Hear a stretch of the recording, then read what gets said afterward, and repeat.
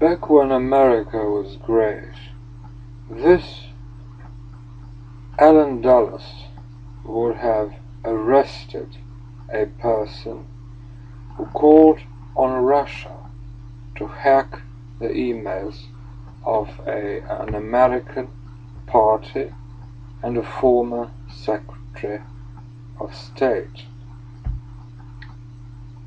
After the Orange One made this request, he should immediately have been arrested. If these were the days when America was great, the days of Allen Dulles, he would have been arrested immediately. So let's see what the Orange One was requesting from Vladimir Putin. But it would be interesting to see. I will tell you this. Russia, if you're listening, I hope you're able to find the 30,000 emails that are missing. I think you will probably be rewarded.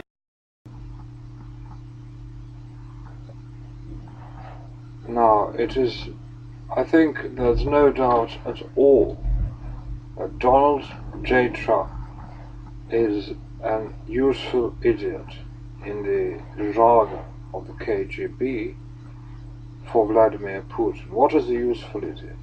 A useful idiot is a person in an enemy country who advocates policies which will further the cause of the communist revolution and the KGB. Such useful idiots are many. One of them is Nigel Farage. He seeks to return to the glories of the British Empire by undermining the unity of Europe, thus eliminating a major obstacle, the European Union, an organization that was built by America that stands in the way of Putin's complete domination of the European continent, because he is the only military force in the European continent, except of course for the United States of America. So he finances those persons who in their deluded mind want to return to something that is lost and cannot be regained. Other example of useful idiot is Ron Paul, who wants to bring all the American troops back to America to defend the southern border from Mexicans. Why is Trump a useful idiot? First of all, Putin was mortally afraid of Hillary Clinton because he knew that he would not survive her presidency. Neither would Erdogan and neither would Duterte in the Philippines. So, when the KGB officers come on RT, CNN, and say to you, there's no ideological difference between Putinism, I call it Putinism, it is a dictatorship of an oligarchy to destroy a country, and the Western democracy led by America, they are lying. Their system is called Putinism, our system is called capitalism or liberal democracy. Why is Trump an useful idiot?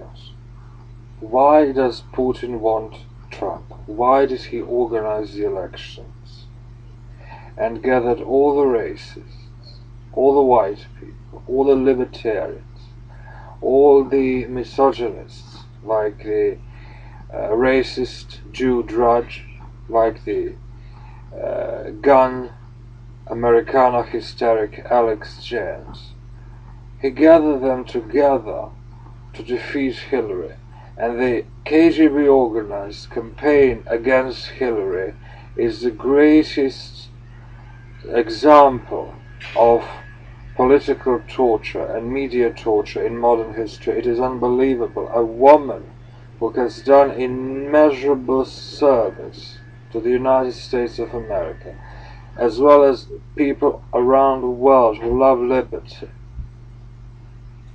like in the Balkans, stopping the KGB Serbian aggression against Croatians, Bosnians, and Kosovo.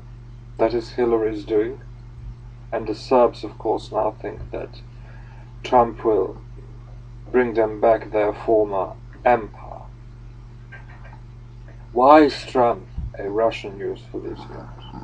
Because he does not understand anything. He does not intellectually comprehend America's role in the world and the sources of American economic prosperity. The source of American economic prosperity is not only capitalism, it is not only private property and the rule of law, although those are sine qua non. The source of American prosperity is the American empire, and never has the common man lived better in America than in the period of the strongest American empire from 1945 to 1991, when the Soviet Union collapsed and we had the opening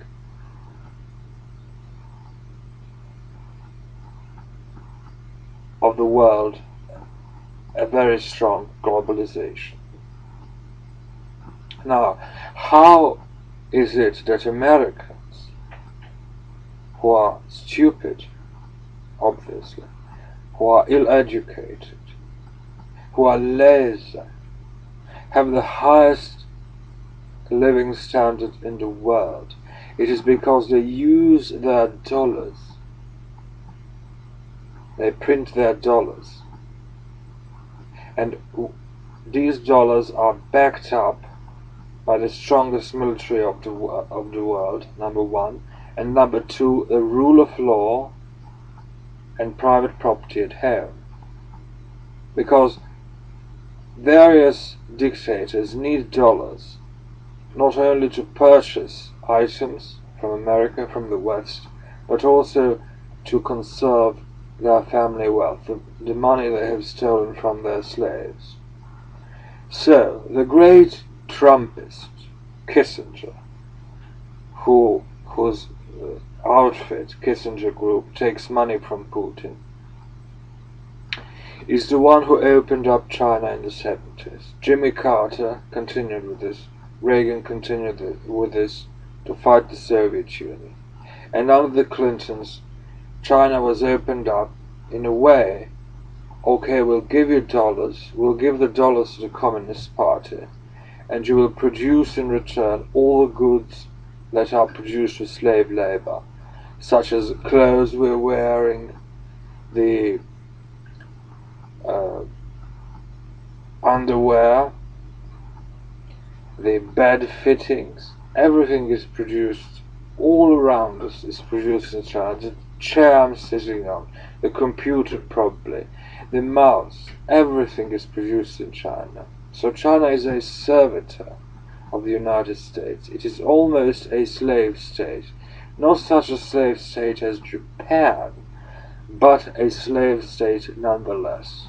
Because the Chinese have been enslaved by the American empire to produce these goods for pieces of paper. And this is the basis of the current economic system. Everything is produced in China. America keeps an overwhelming military force. It keeps all the information, it keeps almost all the profits. Walmart, which is a Clinton creation, Hillary Clinton is just a corporate shill, has been built on this policy. BMWs, Swiss watches, everything comes to America in exchange for dollars. And behind this dollar is one military force of global projection in Europe and in East Asia, primarily. And number two, private property, and the rule of law at hand. Now, Obama was from the beginning a lame duck president. Bush went into wars that show themselves to be of dubious usefulness to the American empire. I agree that Saddam needed to be toppled. If America wants to keep its prosperity, if it wants the mini-fascistic organizations inside it, the multinational corporations, to continue earning money, they must destroy dictators all over the world. And this is what Hillary Clinton was preparing for. She was preparing for the destructions of several dictators, among them Erdogan of Turkey, Assad the Butcher in Syria, and Putin the Butcher in Russia. Now, the libertarians will tell me, oh, but the Saudi Arabia is the culprit. It is the source of all evils. It is the medieval theocracy. It is. But Saudi Arabia has been for years a faithful servant of the Anglo-American Empire. The British Crown created Saudi Arabia to fight the Ottoman Empire and to eject the Turk from the Middle East during and immediately after the First World War. And since then, Saudi Arabia has received dollars, Deutschmarks, francs, now euros, and used that money to pay protection money to the United States to further the goals of the Anglo-American Empire. Now we have Putin hating Hillary.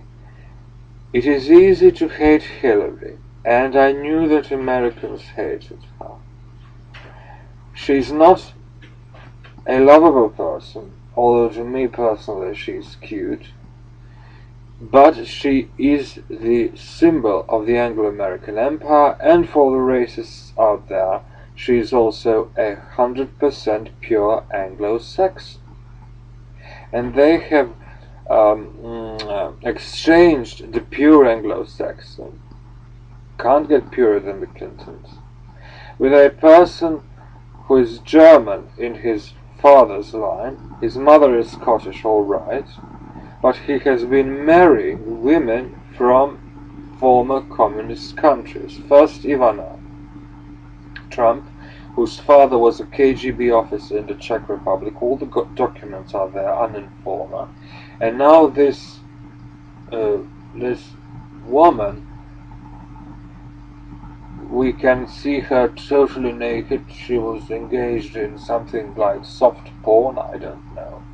So the white, which are mostly Germans and Jews now in America, have ejected the Anglo-Saxon pure princess and put as the first lady a woman of dubious origins, of dubious profession, I should say.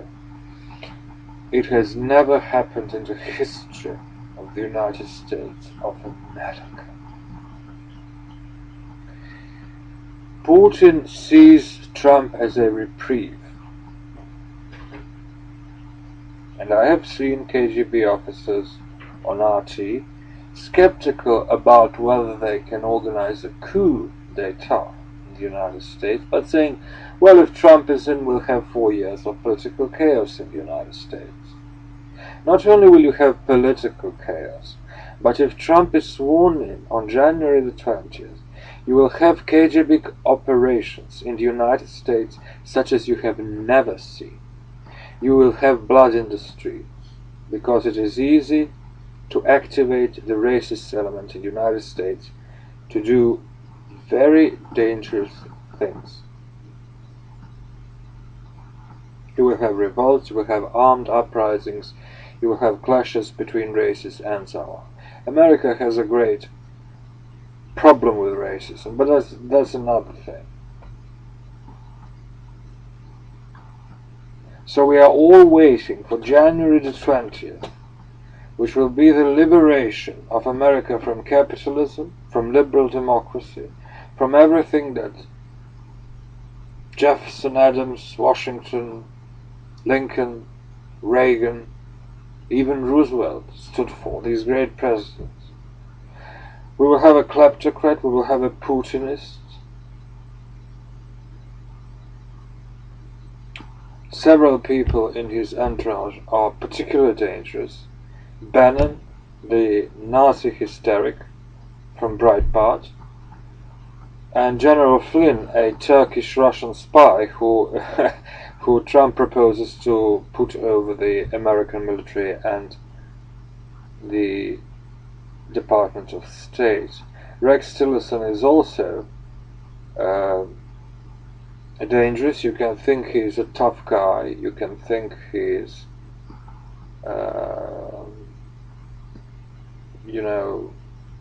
a good negotiator, but I have no doubt that Putin has a lot of compromise. They call it compromise material about both Rex and Donald Trump. So if the American Republic is to survive, Donald Trump simply has to get arrested. Simply. And he needs to get arrested before January the 20th, because the prospects for America and the world, particularly because America will not suffer immediately, the world will be the one that will be hit first if the plans of Putin are implemented in America. He needs simply to be arrested, as I've said. If this was the day of Eisenhower, as Gerald Celente wants Ike back, he should know that Ike's CIA director was Mr. Dulles, an Anglo-Saxon, a son of a Presbyterian minister, who was a true American and who defended American interests without fail. The supposed hacking was provided by Russia. It is now known, absolutely. But the hacking was not tampering with the voting machines, although I do not believe either the returned votes from the Republicans. The Republicans should now rename themselves the Putinist party. Neither do I believe the counts from the great population centers of the east and west coasts, where the majority of economic activity in America occurs, and which voted overwhelmingly for Hillary Clinton.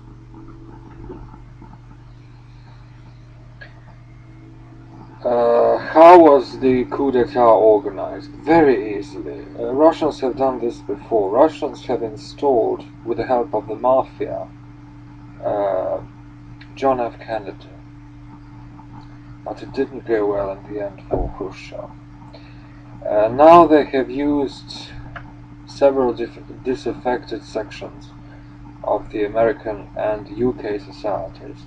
Racists, bigots, religious fanatics, libertarians and the like. They used them and they organized torture for Hillary Rodham Clinton. A torture without diminishment, and it got Trump elected. Now what will happen? I predict a counter coup, but I think Americans are very complacent because their skin is not on the line. The world will suffer first, and when Russia controls Eurasia, they will come to get you later, in a few decades.